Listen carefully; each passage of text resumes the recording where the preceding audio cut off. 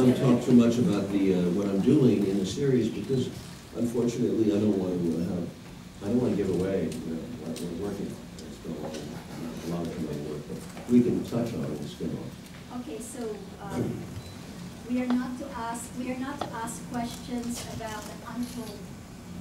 Some, but I can only surface sense. Okay, so in general, we will not talk much about an untold history of the United States. How about your project Savages? Is that Savages is it's a movie we're beginning actually in a few weeks, in July 6th. Okay. If all goes well. It's a fiction based on the drug wars in Southern California. Stories of the, pot is legal in America. In California, I'm sorry, in California, which is another America. Yeah. It's still being contested by the federal government, to be honest, but it's an interesting story, and the Mexican cartels, we go into that story, so it's a violent, entertaining thriller. Okay. With a lot of love and sex. It'll be a very big hit, I predict.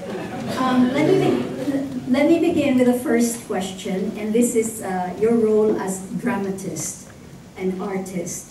So as a dramatist, and looking back on your oeuvre, the work that you've done, which is incredible, how would you sum up the impact that that's had on the American political landscape and the political consciousness of Americans?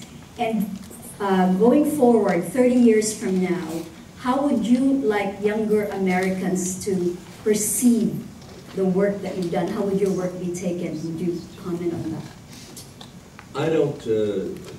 I don't take myself so seriously. I honestly don't feel that it has had much impact. I do feel that people do stop me in the street and do express respect for what I've done and the knowledge of it. But an overall impact in a mass population that we have, I don't really feel that the work has impacted. I did 3 movies on the Vietnam War. I expressed myself passionately at the time. And it wasn't too much later, after 1993 was the last film, Heaven and Earth. Not too much later than that, we had gone off to fight again in Bosnia, but we'd already committed ourselves. The day that Born on the 4th of July came out, on December, whatever it was, 1989, was the day we invaded Panama. An interesting story. It cut into the box office, but imagine Born on the 4th of July coming out, here we are invading Panama. It was almost like the Reagan invasion in Grenada coming right after the Lebanese setback. If you remember what was going on in 1989, it was of course the wall was coming down. Gorbachev was in office. There was an entire new, those of you old enough to remember, there was a sense of a spring peace, a sense of change in the world. It was a crucial time. And Gorbachev offered up the goods. He said, we'll cut our armies by huge amounts. And he made a tremendous offer to, but Bush Sr. and Brent Scowcroft, would have no truck with that. They were scared shitless when Gorbachev offered this. And they said, basically, they didn't really believe the Cold War was over, and they acted as if it wasn't.